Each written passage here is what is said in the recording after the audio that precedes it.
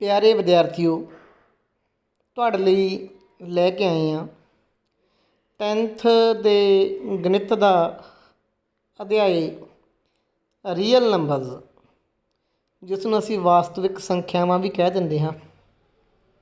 ਇੱਥੋਂ ਮੈਟ੍ਰਿਕ ਦਾ ਗਣਿਤ ਸ਼ੁਰੂ ਹੁੰਦਾ ਹੈ।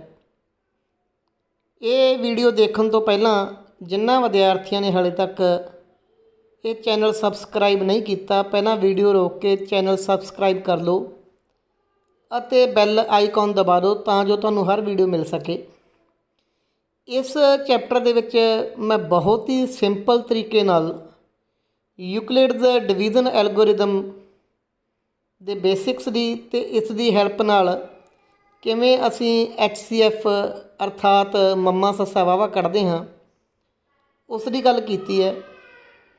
ਅਤੇ ਇਹ ਵੀਡੀਓ ਦੇਖ ਕੇ ਮੈਂ ਯਕੀਨ ਨਾਲ ਕਹਿ ਸਕਦਾ ਹਾਂ ਕਿ ਤੁਸੀਂ ਪਹਿਲੀ ਐਕਸਰਸਾਈਜ਼ ਹੈ NCERT ਦੀ ਬੁੱਕ ਦੀ ਜਾਂ ਕਿਸੇ ਵੀ ਪ੍ਰਾਈਵੇਟ ਪਬਲੀਕੇਸ਼ਨ ਦੀ ਬੁੱਕ ਦੀ 10th ਦੇ ਮੈਥੇਮੈਟਿਕਸ ਦੀ ਬਹੁਤ ਈਜ਼ੀਲੀ ਕਰ ਲਓਗੇ। ਤਾਂ ਚੱਲਦੇ ਹਾਂ ਆਪਾਂ ਵੀਡੀਓ ਵੱਲ।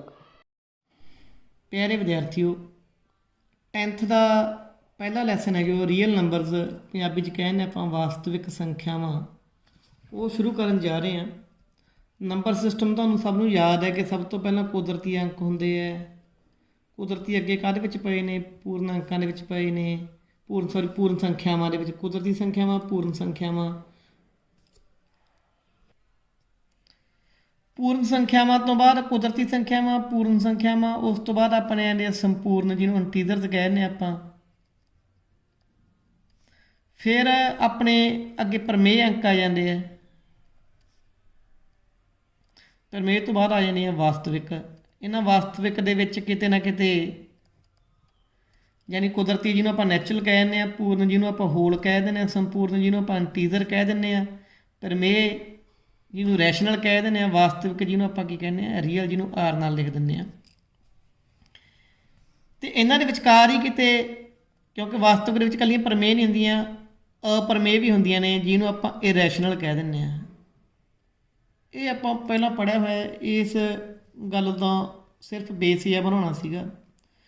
ਪਰ ਜਿਹੜੀ ਗੱਲ ਅੱਜ ਆਪਾਂ ਕਰਨੀ ਹੈ ਉਹ ਯੂਕਲਿਡ ਵੰਡ ਪ੍ਰਮੇਇਕਾ ਜਾਂ ਯੂਕਲਿਡ ਡਿਵੀਜ਼ਨ ਲੈਮਾ ਦੀ ਕਰਨੀ ਹੈ ਅਤੇ ਯੂਕਲਿਡ ਵੰਡ ਐਲਗੋਰਿਦਮ ਦੀ ਕਰਨੀ ਹੈ, ਯੂਕਲਿਡ ਡਿਵੀਜ਼ਨ ਐਲਗੋਰਿਦਮ ਦੀ ਕਰਨੀ ਹੈ। ਪਰ ਇਹ ਗੱਲ ਕਰਨ ਤੋਂ ਪਹਿਲਾਂ ਆਪਾਂ ਇੱਕ ਮੋਟੀ ਜਿਹੀ ਗੱਲ ਕਹਿੰਦੇ ਹਾਂ ਕਿ ਕਿਸੇ ਬੰਦੇ ਕੋਲ ਨਾ ਕੁਛ ਟੌਫੀਆਂ ਸੀ। ਉਹਨੂੰ ਪੁੱਛਿਆ ਵੀ ਤੇਰੇ ਕੋਲ ਕਿੰਨੀਆਂ ਟੌਫੀਆਂ ਨੇ? ਉਹਨੇ ਸਿੱਧਾ ਨਹੀਂ ਦੱਸਿਆ। ਉਹਨੇ ਕਹਿਤਾ ਵੀ ਜੇ ਮੈਂ 7 ਢੇਰੀਆਂ ਬਣਾਦਾ, ਹਰੇਕ ਢੇਰੀ 'ਚ ਬਰਾਬਰ ਟੌਫੀਆਂ ਰੱਖਦਾ, ਤਾਂ ਮੇਰੇ ਕੋਲ ਕੋਈ ਟੌਫੀ ਨਹੀਂ ਬਚਦੀ। ਮਤਲਬ 7 ਦੀ ਮਲਟੀਪਲ ਹੈ, ਮਤਲਬ ਕੁੱਲ ਟੌਫੀਆਂ A ਨੇ। ਜੇ ਉਹਨੇ 7 ਟੌਫੀਆਂ ਬਣਾਈਆਂ, 7 ਦੇ ਵਿੱਚ 7 ਢੇਰੀਆਂ ਬਣਾਈਆਂ, ਇੱਕ ਢੇਰੀ 'ਚ ਕਿੰਨੀਆਂ ਵੀ ਟੌਫੀਆਂ ਹੋ ਸਕਦੀਆਂ? ਆਪਾਂ ਮੰਨ ਲਓ Q ਟੌਫੀਆਂ ਨੇ, ਤਾਂ ਉਹਦੇ ਵਿੱਚ ਉਹਦੇ ਕੋਲ ਕੋਈ ਵੀ ਬਾਕੀ ਨਹੀਂ ਬਚਦਾ। ਇਹ ਗੱਲ ਮੈਂ ਕੀ ਕਹਿ ਰਿਹਾ, ਇਹ ਨਾ ਤੁਸੀਂ ਛੋਟੀਆਂ ਕਲਾਸਾਂ ਵਿੱਚ ਪੜ੍ਹੀ ਹੋਊਗੀ ਕਿ ਮੰਨ ਲਓ ਆਪਾਂ 35 ਨੂੰ 6 'ਤੇ ਵੰਡ ਰਹੇ ਹਾਂ, ਤਾਂ 6 5 30, ਬਾਕੀ ਬਚ ਗਏ 5। ਤਾਂ ਆਪਾਂ ਇਸ 35 ਨੂੰ, ਜਿਹੜਾ 35 ਕੁੱਲ ਸੰਖਿਆ ਸੀ, ਉਹਨੂੰ ਕਿਵੇਂ ਲਿਖ ਸਕਦੇ ਹਾਂ? 6 ਗੁਣਾ 5, 6 ਗੁਣਾ 5 ਜੋੜ 5। ਜਿਹੜਾ ਆਹ 35 ਹੈ ਉਹ ਬੇਸਿਕਲੀ A ਹੈ, ਜਿਹਦੇ ਨਾਲ ਵੰਡਿਆ ਉਹ ਆ 7 ਹੈ, ਜਾਣੀ ਇਹਨੂੰ ਆਪਾਂ ਅੱਗੇ ਨਾਮ ਦੇਵਾਂਗੇ B। ਵੰਡਣ ਤੋਂ ਬਾਅਦ ਜਿਹੜਾ ਉੱਤੇ ਆਇਆ ਉਹ ਆਪਣਾ Q ਹੈ, ਡਿਵਾਈਜ਼ਰ, ਅਤੇ ਆਹ ਆਪਣਾ R ਹੈ, ਜਾਣੀ ਬਾਕੀ ਹੈ, ਰਿਮਾਈਂਡਰ ਹੈ। ਕੁੱਲ ਮਿਲਾ ਕੇ ਬੰਦੇ ਨੇ ਕੀ ਕਿਹਾ ਕਿ ਮੇਰੇ ਕੋਲੋਂ ਜੇ ਮੈਂ ਟੌਫੀ ਨੇ 7 ਢੇਰੀਆਂ ਬਰਾਬਰ ਲਾਵਾਂ ਤਾਂ ਮੇਰੇ ਕੋਲ ਕੋਈ ਟੌਫੀ ਨਹੀਂ ਬਚਦੀ, ਅਤੇ ਜੇ ਮੈਂ ਲਾਦਾ 6 ਢੇਰੀਆਂ ਤਾਂ ਮੇਰੇ ਕੋਲ ਜੇ ਮੈਂ ਲਾਦਾ 6 ਢੇਰੀਆਂ ਫਿਰ ਵੀ ਮੇਰੇ ਕੋਲ ਕੋਈ ਟੌਫੀ ਨਹੀਂ ਬਚਦੀ। ਜੇ ਮੈਂ ਲਾਦਾ 5 ਢੇਰੀਆਂ, ਜੇ ਮੈਂ ਲਾਦਾ 5 ਢੇਰੀਆਂ ਫਿਰ ਕਹਿੰਦਾ ਮੇਰੇ ਕੋਲ 2 ਟੌਫੀਆਂ ਬਚ ਜਾਂਦੀਆਂ ਨੇ। ਹੁਣ ਕਹਿੰਦੇ ਟੌਫੀਆਂ ਕਿੰਨੀਆਂ ਹੋਣਗੀਆਂ? ਜੇ ਆਪਾਂ ਇੱਕ ਮੋਟਾ ਜਿਹਾ ਅੰਦਾਜ਼ਾ ਲਾਈਏ, ਜੇ ਟੌਫੀਆਂ ਹੁਣ 42, ਜੇ ਟੌਫੀਆਂ ਹੁਣ 42, ਹੁਣ 42 ਦੀਆਂ ਕਿਵੇਂ ਕਿਵੇਂ ਢੇਰੀਆਂ ਲੱਗ ਸਕਦੀਆਂ? 6 ਟੌਫੀਆਂ ਨੇ 7 ਢੇਰੀਆਂ ਲਾ ਦਈਏ। 7 ਛਿਕਾ 42, ਕੋਈ ਬਾਕੀ ਤਾਂ ਨਹੀਂ ਬਚਿਆ? ਨਹੀਂ ਬਚਿਆ। 42 ਦੀਆਂ ਆਪਾਂ 7 ਢੇਰੀਆਂ ਲਾਈਆਂ, ਕੁਛ ਵੀ ਬਾਕੀ ਨਹੀਂ ਬਚਿਆ। 42 ਦੀਆਂ ਆਪਾਂ 6 ਢੇਰੀਆਂ ਲਾਈਆਂ,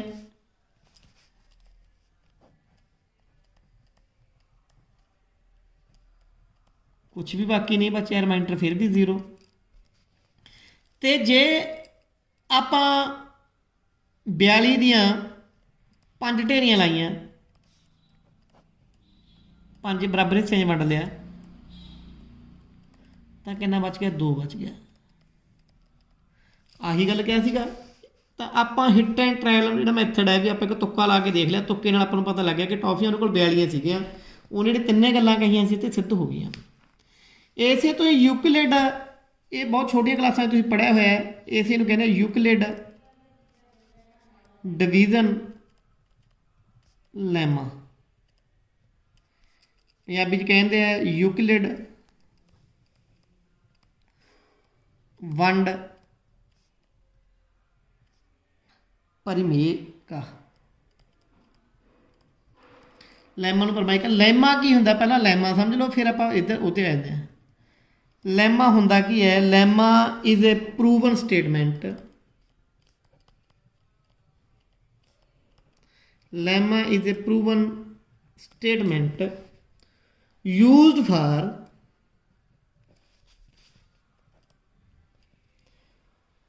proving an other statement।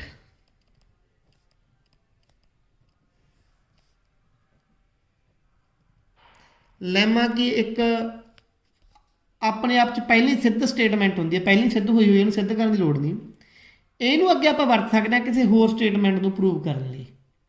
ਗੱਲ ਸਾਹਿਬ 'ਚ ਆ ਗਈ। ਜਾਨੀ ਪਰਿਮੇਯਕਾ ਇੱਕ ਇਹੋ ਜਿਹੀ ਟਿੱਪਣੀ ਹੈ, ਇੱਕ ਇਹੋ ਜਿਹਾ ਰੂਲ ਹੈ, ਇੱਕ ਇਹੋ ਜਿਹਾ ਸਿਧਾਂਤ ਹੈ ਜਿਹੜਾ ਪਹਿਲੀ ਸਿੱਧ ਹੋਇਆ ਹੈ, ਉਸ ਨੂੰ ਆਧਾਰ ਬਣਾ ਕੇ ਆਪਾਂ ਹੋਰ ਗੱਲਾਂ ਸਿੱਧ ਕਰ ਸਕਦੇ ਹਾਂ। ਇਹੀ ਇਸ ਪਹਿਲੀ ਐਕਸਰਸਾਈਜ਼ ਦਾ ਬੇਸ ਬਣੂਗਾ। ਯੂਕਲਿਡ ਲੈਮਾ ਕਹਿੰਦਾ ਕੀ ਹੈ? ਯੂਕਲਿਡ ਲੈਮਾ ਇਹ ਕਹਿੰਦਾ ਹੈ ਕਿ ਜੇਕਰ ਕਿਸੇ A ਨੰਬਰ ਦੇ ਆਪਾਂ B ਹਿੱਸੇ ਕਰੀਏ, B ਨਾਲ ਵੰਡੀਏ, ਤਾਂ ਆਪਾਂ ਨੂੰ ਆਹ ਚੀਜ਼ ਪ੍ਰਾਪਤ ਹੁੰਦੀ ਹੈ। ਮਤਲਬ ਕੀ ਹੈ? ਮੈਂ ਐਗਜ਼ਾਮਪਲ ਦਿੱਤੀ, ਮੰਨ ਲਓ 35 ਦੇ ਮੈਂ 4 ਹਿੱਸੇ ਕਰਾਂ ਤਾਂ ਮੈਨੂੰ ਕੀ ਮਿਲੂ? 35 ਤੋਂ ਕੀ ਮਿਲੂ? 35 ਕਿਹਦੇ ਬਰਾਬਰ ਹੋਊਗਾ? ਕਿਹਦੇ A ਦੇ ਹਿੱਸੇ ਕੀਤੇ? ਕਿੰਨੇ ਹਿੱਸੇ ਕੀਤੇ? B। 35 ਦੇ ਕਿੰਨੇ ਹਿੱਸੇ ਕੀਤੇ? 4। ਤਾਂ ਉੱਤੇ ਇੱਕ ਮਲਟੀਪਲ ਆਊਗਾ, ਇੱਕ ਗੁਣ ਜਾਊਗਾ ਜਿਹਦੀ B ਨਾਲ ਗੁਣਾ ਹੋਊਗੀ। ਇਹਨੂੰ ਆਪਾਂ ਨਾਂ ਦਿੱਤਾ Q। ਇੱਥੇ Q ਕੀ ਹੈ? 8 ਹੈ। B ਕੀ ਹੈ? 4 ਹੈ। A ਕੀ ਹੈ? 35 ਹੈ। ਤਾਂ 4 ਗੁਣਾ 8, ਪਰ ਹਾਲੇ ਵੀ ਕੁਛ ਤਾਂ ਬਾਕੀ ਬਚ ਗਿਆ। ਉਹ ਕੀ ਬਚ ਗਿਆ? 3। ਉਹਨੂੰ ਆਪਾਂ ਕਹਿੰਦੇ ਬਾਕੀ, ਜਿਹਨੂੰ R। ਹੋ ਸਕਦਾ ਪੂਰਾ ਪੂਰਾ ਵੰਡਿਆ ਜਾਵੇ, ਹੋ ਸਕਦਾ ਕੋਈ ਬਾਕੀ ਬਚ ਜਾਵੇ। ਜੇ ਪੂਰਾ ਪੂਰਾ ਵੰਡਿਆ ਜਾਵੇ ਤਾਂ R ਕੀ ਆ ਜਾਊਗਾ? 0 ਆ ਜਾਊਗਾ। R 1 ਵੀ ਆ ਸਕਦਾ, 2 ਵੀ ਆ ਸਕਦਾ। R ਆਊਗਾ ਕਿੰਨਾ? ਇੱਕ ਗੱਲ ਯਾਦ ਕਰ ਲਿਓ, R ਹਮੇਸ਼ਾ B ਤੋਂ ਛੋਟਾ ਹੋਊਗਾ। R ਹਮੇਸ਼ਾ B ਤੋਂ ਛੋਟਾ ਹੋਊਗਾ, ਬਟ 0 ਦੇ ਵੱਡਾ ਵੀ ਹੋ ਸਕਦਾ, ਬਰਾਬਰ ਵੀ ਹੋ ਸਕਦਾ। R ਜੇ 0 ਦੇ ਬਰਾਬਰ ਹੋ ਗਿਆ ਤਾਂ ਪੂਰਾ ਪੂਰਾ ਵੰਡਿਆ ਗਿਆ। R ਜੇ ਆਪਾਂ 4 ਤੇ ਵੰਡ ਰਹੇ ਹਾਂ ਤਾਂ 1 ਵੀ ਹੋ ਸਕਦਾ, 2 ਵੀ ਹੋ ਸਕਦਾ, 3 ਵੀ ਹੋ ਸਕਦਾ, ਪਰ R 4 ਨਹੀਂ ਹੋ ਸਕਦਾ। ਬਾਕੀ ਜੇ 4 ਬਚ ਗਿਆ ਫਿਰ ਤਾਂ ਅੱਗੇ ਵੀ ਵੰਡਿਆ ਜਾਣਾ ਸੀ ਨਾ। ਫਿਰ ਤਾਂ ਜੇ ਬਾਕੀ 4 ਤਾਂ ਕਦੋਂ ਬਚਦਾ? ਜੇ ਇੱਥੇ 36 ਹੁੰਦਾ। ਜੇ 36 ਹੁੰਦਾ ਫਿਰ ਤਾਂ ਪੂਰਾ ਪੂਰੀ ਵੰਡਿਆ ਜਾਣਾ, ਫਿਰ ਤਾਂ ਬਾਕੀ ਬਚਣਾ ਹੀ ਨਹੀਂ ਸੀਗਾ। ਤਾਂ R ਹਮੇਸ਼ਾ B ਤੋਂ ਕੀ ਹੁੰਦਾ? ਛੋਟਾ ਹੁੰਦਾ। ਅਤੇ ਇਹੀ ਕੀ ਹੈ? ਯੂਕਲਿਡ ਲੈਮਾ ਕਿ if we divide A with B, ਜੇ ਕਿਸੇ ਨੰਬਰ A ਨੂੰ ਅਸੀਂ B 'ਤੇ ਵੰਡੀਏ ਤਾਂ ਆਪਾਂ ਨੂੰ ਕੋਲ A ਨੂੰ ਆਪਾਂ ਇਸ ਤਰੀਕੇ ਲਿਖ ਸਕਦੇ ਹਾਂ, A = BQ + R। B ਦੀ ਕਿਸੇ ਮਲਟੀਪਲ ਨਾਲ ਗੁਣਾ ਕਰਤੀ ਪਲੱਸ R ਹੋਊ। ਜਿਹੜਾ R ਹੈ ਉਹਦੀ ਵੈਲਿਊ 0 ਤੋਂ ਵੱਡੀ ਹੋਊਗੀ ਜਾਂ ਬਰਾਬਰ ਹੋਊਗੀ, B ਤੋਂ ਕੀ ਹੋਊਗੀ? ਛੋਟੀ ਹੋਊਗੀ। ਯੂਕਲਿਡ ਲੈਮਾ ਸਮਝ ਆ ਗਿਆ? ਜੇ ਕਿਸੇ A ਨੂੰ ਆਪਾਂ B 'ਤੇ ਵੰਡੀਏ ਤਾਂ A ਨੂੰ ਇਸ ਤਰੀਕੇ ਲਿਖਿਆ ਜਾ ਸਕਦਾ, A = ਜਿਹਦੇ ਨਾਲ ਵੰਡਿਆ ਉਹਨੂੰ ਕਿਸੇ ਨਾ ਕਿਸੇ ਚੀਜ਼ ਨਾਲ ਮਲਟੀਪਲਾਈ ਕਰ ਦਿਓ ਅਤੇ ਕੋਈ ਨਾ ਕੋਈ R ਬਚੂਗਾ। ਜਿਹੜਾ R ਹੈ ਉਹ 0 ਵੀ ਹੋ ਸਕਦਾ ਜੇ ਪੂਰਾ ਪੂਰਾ ਵੰਡਿਆ ਗਿਆ। ਜੇ ਪੂਰਾ ਪੂਰਾ ਨਹੀਂ ਵੰਡਿਆ ਜਾਂਦਾ ਤਾਂ ਉਹ B ਤੋਂ ਵੱਡਾ ਨਹੀਂ ਹੋਊ, B ਤੋਂ ਕੀ ਹੋਊਗਾ? ਛੋਟਾ ਹੋਊ। ਤਾਂ R will be greater than equal to 0 or less than B। ਇੰਨੀ ਕੁ ਗੱਲ ਤੁਹਾਡੇ ਸਮਝ ਆ ਗਈ ਹੋਊਗੀ। ਤਾਂ ਇਹ ਲੈਮਾ ਹੈ ਜਿਹੜਾ, ਆਹ ਲੈਮਾ ਜਿਹੜਾ ਆਪਾਂ ਹੁਣ ਲੈਮਾ ਜਿਹੜਾ ਪ੍ਰਮੇਇਕ ਹੈ, ਇਹ ਆਪਾਂ ਅੱਗੇ ਵਰਤਣੀ ਹੈ। ਕਿਵੇਂ ਵਰਤਣੀ ਹੈ ਉੱਥੇ ਗੱਲ ਕਰਦੇ ਹਾਂ। ਆਪਾਂ ਇਹਨੂੰ ਵਰਤਾਂਗੇ ਯੂਕਲਿਡ ਡਿਵੀਜ਼ਨ ਐਲਗੋਰਿਦਮ ਦੇ ਵਿੱਚ, ਯਾਨੀ ਯੂਕਲਿਡ ਵੰਡ ਐਲਗੋਰਿਦਮ। ਐਲਗੋਰਿਦਮ ਹੁੰਦਾ ਕੀ ਹੈ, ਪਹਿਲਾਂ ਐਲਗੋਰਿਦਮ ਸਮਝ ਲਓ। ਕਿਉਂ ਐਲਗੋਰਿਦਮ ਕਿੱਥੋਂ ਆ ਗਿਆ, ਲੈਮਾ ਦਾ ਪਹਿਲਾਂ ਤੁਹਾਨੂੰ ਦੱਸਤਾ ਮੈਂ, ਕਿਉਂਕਿ ਬੇਸਿਕ ਤੁਹਾਡੀ ਜਿਹੜੀ ਸ਼ਬਦਾਵਲੀ ਠੀਕ ਹੋਣੀ ਚਾਹੀਦੀ ਹੈ। ਐਲਗੋਰਿਦਮ ਕੀ ਹੁੰਦਾ, series of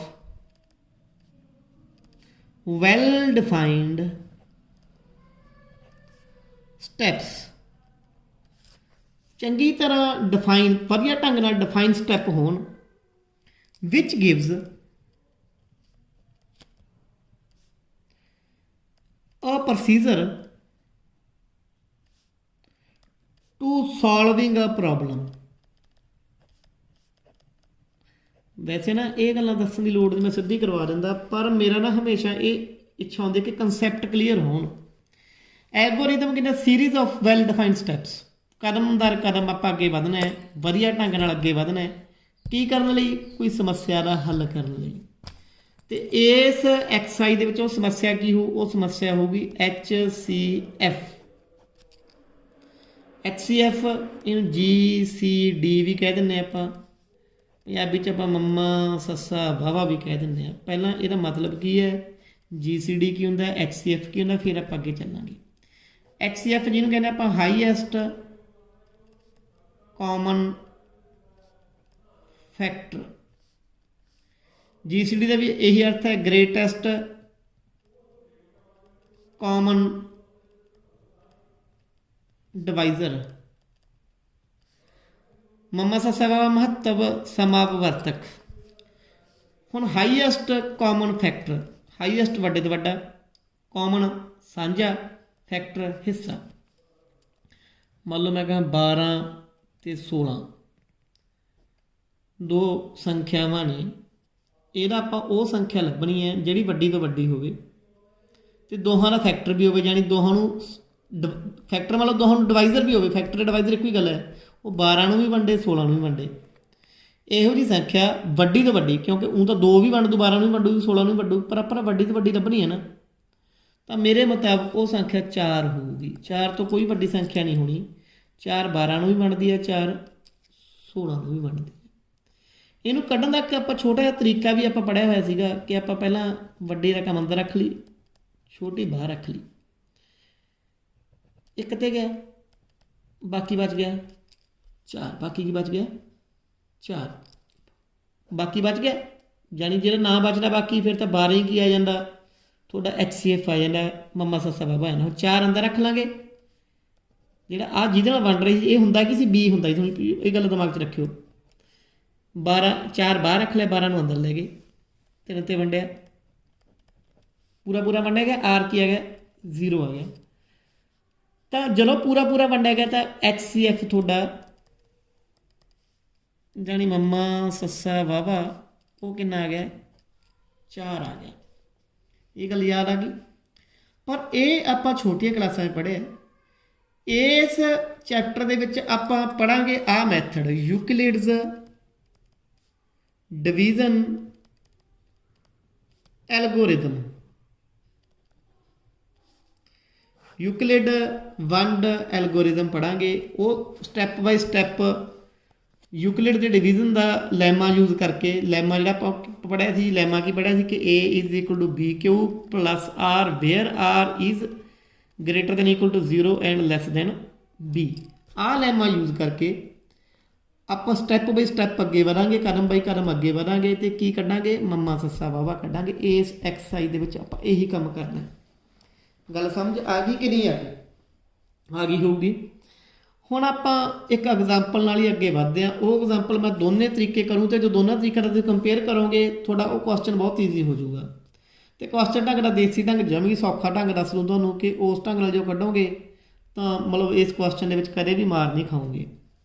Find HCF of 135 and 225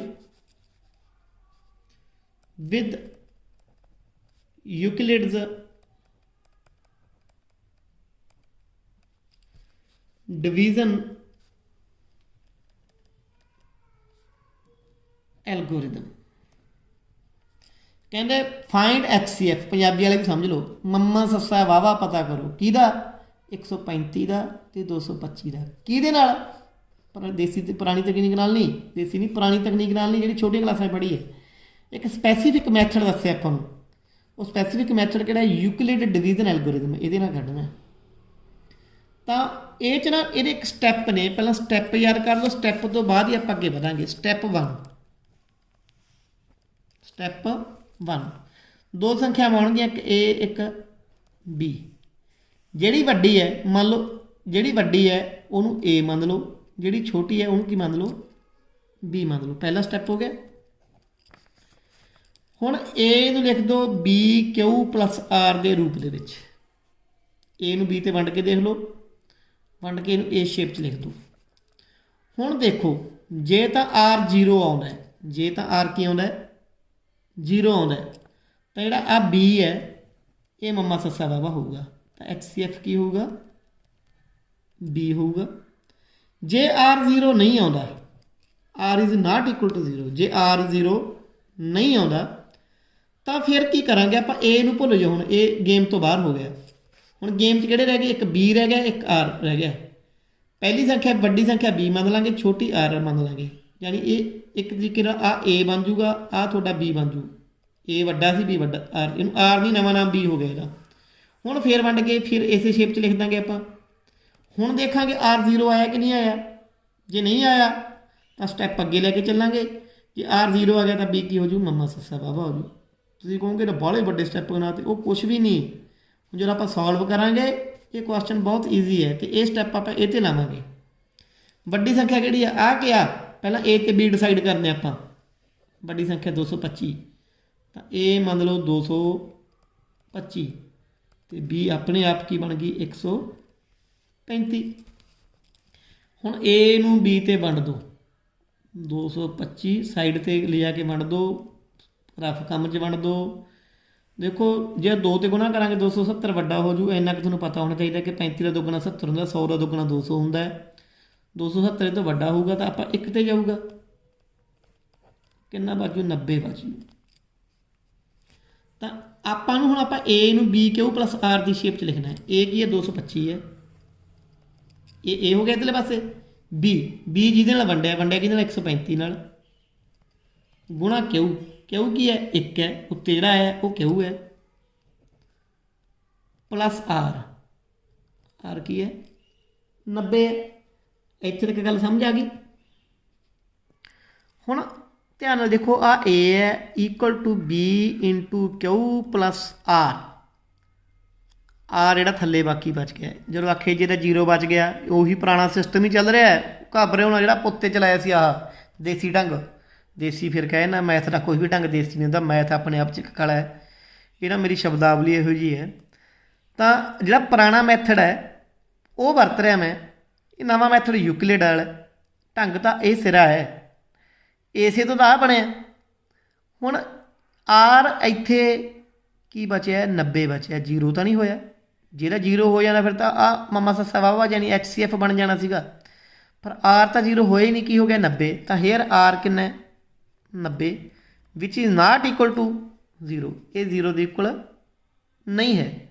ਤਾਂ ਇਹ ਸਟੈਪ 1 ਸੀਗਾ,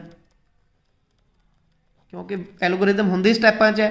ਪਹਿਲਾ ਕਦਮ ਪੱਟ ਲਿਆ, ਪਹਿਲੇ ਕਦਮ ਪੱਟਣ ਦੇ ਨਾਲ ਆਪਾਂ ਇੱਕ ਕਦਮ ਅੱਗੇ ਵਧੇ, ਉਹਦੇ ਨਾਲ ਆਪਣਾ ਜਿਹੜਾ ਹੈ HCF ਨਹੀਂ ਨਿਕਲਿਆ, ਤਾਂ ਆਪਾਂ ਹੁਣ ਦੂਜਾ ਕਦਮ ਪੱਟ ਲਓ। ਫਿਰ ਸਟੈਪ 2 ਲੈ ਲਓ। ਸਟੈਪ 2 ਦੇ ਵਿੱਚ ਕੀ ਹੈ, ਸਟੈਪ 2 ਦੇ ਵਿੱਚ ਹੁਣ ਕੀ ਕਰੋ, ਆਹ ਤਾਂ ਭੁੱਲ ਜਾਓ, ਤਾਂ ਖੇਡ ਤੋਂ ਹੋ ਗਿਆ ਬਾਹਰ। ਖੇਡ 'ਚ ਕਿਹੜਾ ਰਹਿ ਗਿਆ, ਇੱਕ ਤਾਂ ਆ ਰਹਿ ਗਿਆ B, ਇੱਕ R। ਇਹਨੂੰ A ਮੰਨ ਲਓ, ਜਿਹੜਾ B ਹੈ ਉਹ ਕੀ ਬਣ ਗਿਆ ਹੁਣ A ਬਣ ਗਿਆ, ਜਿਹੜਾ R ਸੀ ਉਹ ਕੀ ਬਣ ਗਿਆ B ਬਣ ਗਿਆ। A ਨੂੰ B ਤੇ ਵੰਡੋ, A ਕੀ 135, B 90, 90 ਦੂਣਾ 180 ਵੱਡਾ ਹੋ ਜਾਊਗਾ, 1 ਤੇ ਗਿਆ 45 ਬਚ ਗਿਆ।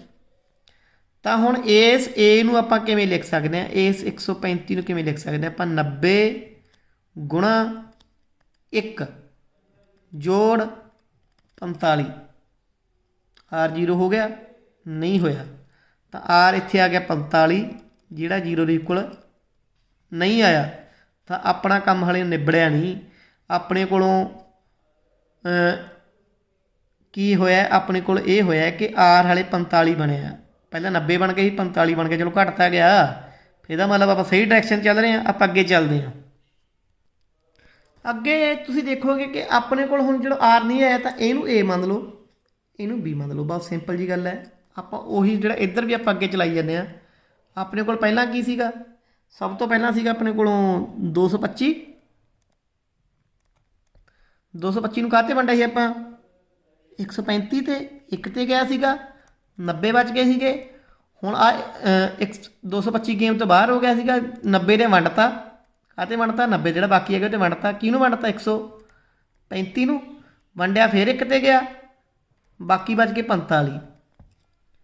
हुण की करना है, आ 45 है जिहड़ा, वो तो B मान लिया, क्योंकि B की होंदा हमेशा बाहर होंदा है। जिहड़ा आ 90 है उहनूं की बना लिया आपां, A बना लिया। देखो आही क्वेश्चन है, बस इहनूं स्टैप बना रहे हैं आपां। हुण A 90 B 45, 90 नूं 45 ते वंडिया, 90 नूं 45 ते वंडिया, 45 दूणा 90, बाकी की बच गया 0। तो आप A नूं की लिख सकते हैं, A जानी 90 है इज इक्वल टू 45 गुणा 2, 45 गुणा 2 प्लस बाकी की बचे 0, बाकी की बचे 0। तो 90 में आप लिख सकते हैं। हुण R की बन गया, पहला 45 बने ही 90 बन गए, पहुँचते पहुँचते R की बन गया 0 बन गया। जे R 0 बन गया तो HCF किहड़ा होगा, 90 होगा, 45 होगा कि 2 होगा। इत्थे भी नॉलेज हो, आ जिहड़ा B सी ना, आ 45 सी, जिन्हें पूरा पूरा वंडिया है, वो की होगा HCF, तो HCF की हो गया अपना 45। गल समझ आई कि नहीं आई, उम्मीद करना गल समझ आ गई होगी। एक क्वेश्चन होर मैं एक्सरसाइज के विचों ले लेना कि find HCF of 867 and 255, 867 and 255 दा HCF पता करो। वड्डी संख्या किहड़ी है, 867 है, 867 है, इनू A मान लो। छोटी किहड़ी है, 255 है। जे क्वेश्चन सिंपल करना, पहली सारे को करके रख लिया करो, पहला वंड वाला काम निबेड़ी लो, स्टैप सौखे बन जाएंगे। तां ही आख्या जी बहुत सौखा ढंग दस दूंगा, पुराने तरीके नाल पहले ही करके रख लो क्वेश्चन। 867 अंदर रख लिया, 255 नूं बाहर रख लिया, 4 ते जावांगे वड्डा हो जू, क्योंकि 200 चौका 800, फिर 1000 तो उत्ते टप जू, 250 चौका 1000, तो 1000 तो भी उत्ते टप जू, 1020 हो जूगा। 3 ते घरे जाओ, 3 ते हो जू 600 700 765 आ गया, 765 आ गया। 700 7 च 5 कटे 2, 6 च 6 कटे 0, 102। पहला स्टैप इत्थों बन जू, ये तो अगले स्टैप बनते जाएंगे। इस बार आप 102 ते वंड देंगे, अंदर किनूं रख लांगे 255 नूं। पहला इत्थों तक दे स्टैप बना लेने। A 867, a is equal to b q plus r, इदां लिखना है। ए 867 है, इनू किवें लिखता, बी कितना 255 है, गुणा क्यू कितना 3 है, प्लस आर बाकी कितना बच गया, 102 बच गया सीगा। यही है आर की आ गया 102, जिहड़ा 0 के इक्वल नहीं है। ये की तुहाडा स्टैप 1 सी। इन्नी गल समझ आ गई। ए 867, बी 255, ए नूं आपां बी क्यू प्लस आर की शेप च लिखना है।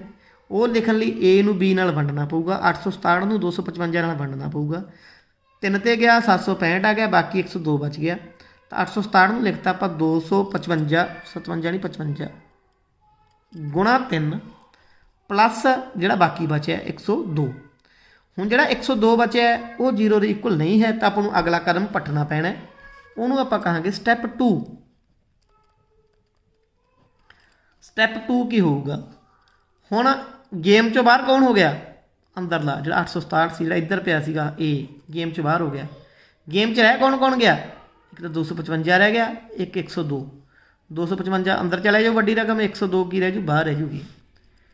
ਕਿੰਨੇ ਤੇ ਜਾਊ, 204 2 ਤੇ ਚਲਾ ਜਾਊਗਾ, 204 1 5 51 ਬਾਕੀ ਬਚ ਗਿਆ। ਤਾਂ ਹੁਣ ਆਪਣਾ ਜਿਹੜਾ ਨਵੇਂ ਦੇ ਵਿੱਚ A ਕੀ ਬਣ ਗਿਆ, 255 ਬਣ ਗਿਆ ਜਿਹੜੇ ਵੱਡੀ ਰਕਮ ਹੈ। B ਕੀ ਬਣ ਗਿਆ, 102 ਬਣ ਗਿਆ। A ਨੂੰ ਆਪਾਂ ਲਿਖਣਾ BQ ਪਲੱਸ R ਦੀ ਸ਼ੇਪ 'ਚ। 255 ਨੂੰ ਕੀ ਲਿਖਣਾ, 102 ਗੁਣਾ 2, 102 ਗੁਣਾ 2, 204 ਹੋ ਜੂ ਨਾ, ਪਲੱਸ ਬਾਕੀ ਕਿੰਨਾ 51।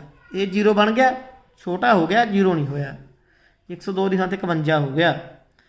ਹੁਣ 51 R is equal to 51 which is not equal to 0। Step ਅਗਲਾ ਇੱਕ ਹੋਰ ਪੱਟਣਾ ਪਊਗਾ, ਉਹਨੂੰ ਕਹਿ ਦਾਂਗੇ ਸਟੈਪ 3। ਸਟੈਪ 3 ਦੇ ਵਿੱਚ ਹੁਣ 255 ਖੇਡ ਤੋਂ ਬਾਹਰ, ਖੇਡ 'ਚ ਕੌਣ ਰਹਿ ਗਏ, ਇੱਕ ਆ ਰਹਿ ਗਿਆ, ਇੱਕ ਆ ਰਹਿ ਗਿਆ। ਜਿਹੜਾ ਵੱਡਾ ਹੈ ਉਹਨੂੰ A ਮੰਨ ਲਓ, ਜਿਹੜਾ ਛੋਟਾ ਹੈ ਉਹਨੂੰ B ਮੰਨ ਲਓ। ਮੰਨ ਲਿਆ, A 102 B 51। 102 ਇੱਥੇ ਕਰ ਲਓ, ਭਾਵੇਂ ਇੱਥੇ ਕਰ ਲਓ, ਭਾਵੇਂ ਇੱਥੇ ਕਰ ਲਓ, ਇੱਕੋ ਹੀ ਗੱਲ ਅੱਗੇ ਦੀ ਅੱਗੇ ਤੁਹਾਡੀ ਇੱਛਾ ਹੈ। 51 2 ਤੇ ਵੰਡਿਆ, ਬਾਕੀ ਬਚਿਆ 0। ਤਾਂ 102 ਹੈ ਜਿਹੜਾ, ਉਹਨੂੰ ਕੀ ਲਿਖ ਸਕਦੇ ਹਾਂ ਆਪਾਂ, 51 ਤੇ ਵੰਡਿਆ, ਉੱਤੇ ਕਿੰਨਾ ਆ ਗਿਆ, 2 ਆ ਗਿਆ, ਬਾਕੀ ਕੀ ਬਚਿਆ 0। R ਕੀ ਆ ਗਿਆ, 0। ਜਦੋਂ R 0 ਹੋ ਗਿਆ ਆਪਣਾ ਕੰਮ ਨਿਬੜ ਗਿਆ। ਕੰਮ ਕਿਵੇਂ ਨਿਬੇੜਨਾ ਸੀ, ਆਪਾਂ ਮੰਮਾ ਸੱਸਾ ਬਾਬਾ ਕੱਢਣਾ ਸੀ। ਮੰਮਾ ਸੱਸਾ ਬਾਬਾ ਕਿਹੜਾ ਹੋਊਗਾ, ਆ ਤਾਂ ਆਪਣਾ HCF ਹਾਈਐਸਟ ਕਾਮਨ ਫੈਕਟਰ, ਜਿਹਨੂੰ ਪੰਜਾਬੀ 'ਚ ਕਹਿੰਦੇ ਆਪਾਂ ਮੰਮਾ ਸੱਸਾ ਬਾਬਾ, ਉਹ ਕਿੰਨਾ ਆ ਗਿਆ, 51 ਆ ਗਿਆ। ਗੱਲ ਸਮਝ ਆ ਗਈ। ਇੱਕ ਛੋਟੀ ਜਿਹੀ ਐਗਜ਼ਾਮਪਲ ਹੋਰ ਲੈਂਦੇ ਹਾਂ, ਮੇਰੀ ਡਾਇਰੀ 'ਤੇ ਲਿਖੀ ਹੋਈ ਹੈ, ਬੁੱਕ ਮੇਰੇ ਕੋਲ ਹੈ ਨਹੀਂ ਗੀ। ਆ sweet seller has 420 kaju burpees. ਇੱਕ ਮਿਠਾਈ ਦਾ ਵਿਕਰੇਤਾ ਹੈ, ਸਵੀਟ ਸੈਲਰ ਪੰਜਾਬੀ ਵਾਲੇ ਸਮਝ ਲਓ ਮਿਠਾਈ ਵੇਚਣ ਵਾਲਾ ਹੈ। ਉਹਦੇ ਕੋਲ 420 ਕਾਜੂ ਬਰਫੀਆਂ ਨੇ ਐਂਡ 130 ਬਦਾਮ ਬਰਫੀ, 130 ਬਦਾਮ ਬਰਫੀਆਂ ਨੇ। She wants to stack them in a such a way. Stack ਦਾ ਮਤਲਬ ਹੁੰਦਾ ਢੇਰੀਆਂ ਬਣਾਉਣੀਆਂ। ਸ਼ੀ ਵਾਂਟਸ ਟੂ, ਉਹ ਕੀ ਚਾਹੁੰਦੀ ਹੈ, ਉਹ ਚਾਹੁੰਦੀ ਹੈ ਕਿ ਇਹਦੀਆਂ ਢੇਰੀਆਂ ਬਣਾਈਏ। ਮਿਠਾਈ ਦੀ ਵਿਕਰੇਤਾ ਨੇ ਜਿਹੜੀ ਲੇਡੀਜ਼ ਹੈ, ਕਿਉਂਕਿ ਸ਼ੀ ਲਿਖਤਾ, ਉਹ ਚਾਹੁੰਦੀ ਹੈ ਕਿ ਢੇਰੀਆਂ ਬਣਾਈਏ। That each stack has same number, ਅਤੇ ਹਰੇਕ ਢੇਰੀ 'ਚ ਬਰਾਬਰ ਨੰਬਰ ਹੋਣ।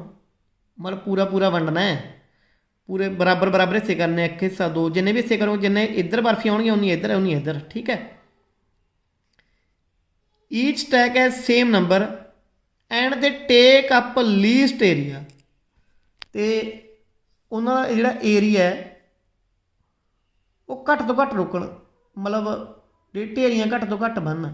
ਢੇਰੀਆਂ ਘੱਟ ਤੋਂ ਘੱਟ ਬਣਨ ਤਾਂ ਯਾਨੀ ਬਰਫੀਆਂ ਇੱਕ ਢੇਰੀ 'ਚ ਵੱਧ ਤੋਂ ਵੱਧ, ਜਿੰਨੀਆਂ ਆਪਾਂ ਵੱਧ ਤੋਂ ਵੱਧ ਪਾ ਸਕਦੇ ਹਾਂ ਉਨੀਆਂ ਪਾ ਰਹੀ ਵੀ। ਇੱਕ ਢੇਰੀ 'ਚ ਇਹ 'ਚ ਮੈਕਸੀਮਮ ਬਰਫੀ ਆ ਜੇ, ਇਹ 'ਚ ਮੈਕਸੀਮਮ ਬਰਫੀਆਂ ਹੋਣ, ਵੱਧ ਤੋਂ ਵੱਧ ਬਰਫੀਆਂ ਹੋਣ ਅਤੇ ਬਰਾਬਰ ਹੋਣ।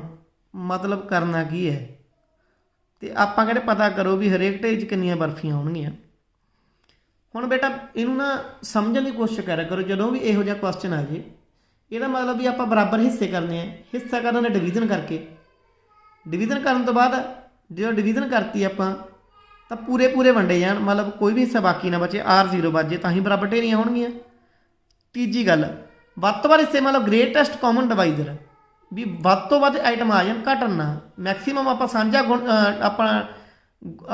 ਆਪਾਂ ਉਹ ਗੁਣਨਖੰਡ, ਸਾਂਝਾ ਗੁਣਨਖੰਡ, ਉਹ ਆਪਾਂ ਕੀ ਬਣਾ ਸਕਦੇ ਹਾਂ, ਜਿਹੜਾ ਕਾਹਦਾ ਸਾਂਝਾ ਗੁਣਨਖੰਡ ਹੈ, 420 ਦਾ ਅਤੇ 130 ਦਾ। 420 ਦਾ ਅਤੇ 130 ਦਾ ਜੇ ਆਪਾਂ ਮੰਮਾ ਸੱਸਾ ਵਾਹਵਾ ਕੱਢ ਲਾਂਗੇ ਤਾਂ ਆਪਾਂ ਢੇਰੀਆਂ ਦੀ ਸੰਖਿਆ ਕੱਢ ਸਕਦੇ ਹਾਂ, ਤਾਂ ਜੋ ਬਰਾਬਰ ਵੰਡ ਹੋ ਸਕੇ। ਬਰਾਬਰ ਵੰਡ ਹੋਊਗੀ ਅਤੇ ਹਰੇਕ ਢੇਰੀ 'ਚ ਵੱਧ ਤੋਂ ਵੱਧ ਬਰਫੀਆਂ ਆ ਸਕਣ, ਜਿੰਨੀਆਂ ਮੈਕਸੀਮਮ ਆਪਾਂ ਪਾ ਸਕਦੇ ਹਾਂ। ਗ੍ਰੇਟੈਸਟ ਕਾਮਨ ਡਿਵਾਈਜ਼ਰ, ਵੱਧ ਤੋਂ ਵੱਧ ਸਾਂਝਾ ਗੁਣਨਖੰਡ ਆਪਾਂ ਉਹ ਕੱਢਣਾ ਹੈ। ਕਿਹਦਾ 420 ਅਤੇ 130 ਦਾ। ਤਾਂ ਇੱਥੇ ਵਿੱਚ ਜਿਹੜੀ A ਹੈ 430 ਮੰਨ ਲਓ, ਕਿਉਂਕਿ ਵੱਡੀ ਰਕਮ A ਹੈ। B ਕੀ ਮੰਨ ਲਓ, 130 ਮੰਨ ਲਓ। 420 ਨੂੰ 130 'ਤੇ ਵੰਡ ਦਿਓ, ਕਿੰਨੇ 'ਤੇ ਜਾਊਗਾ, 3 'ਤੇ ਚਲਾ ਗਿਆ, 390। ਇਹ ਵੰਡ ਤੁਸੀਂ ਸਿੱਖ ਲਿਓ, ਕਿਉਂਕਿ ਵੰਡ ਤਾਂ ਤੁਹਾਨੂੰ ਆਪਣੀ ਕਰਨੀ ਪੈਣੀ ਹੈ। ਕੀ ਬਚ ਗਿਆ, 30 ਬਚ ਗਿਆ। ਤਾਂ ਆਪਣੇ ਕੋਲ ਏ ਸੀਗਾ, ਇਹਨੂੰ ਆਪਾਂ ਲਿਖਣਾ ਹੈ ਬੀ ਕਿਊ ਪਲੱਸ ਆਰ ਦੀ ਸ਼ੇਪ 'ਚ ਸਟੈਪ 1 ਦੇ ਵਿੱਚ। ਇਹ ਹੈਗਾ 420 ਸੌਰੀ 430 ਹੈ ਕਿ 20 ਹੈ, 20 ਹੈ, ਠੀਕ ਹੈ। 420 is equal to 420 is equal to 130 into 3। 130 ਦੀ 3 ਨਾਲ ਗੁਣਾ ਕਰਤੀ, ਆ बी हो गया, ये क्यू हो गया, आर की रह गया 30 रह गया।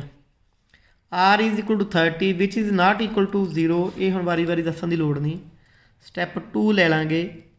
स्टैप 2 जदों लवांगे तो इनू आपां बी ए मन लांगे, बी किनू मन लांगे 30 नूं मन लांगे, ए नूं बी ते वंडांगे, यानी 130 नूं 30 ते वंडांगे, किन्ना आजू 30 चौका 120, 10 बाकी बच जाणगे।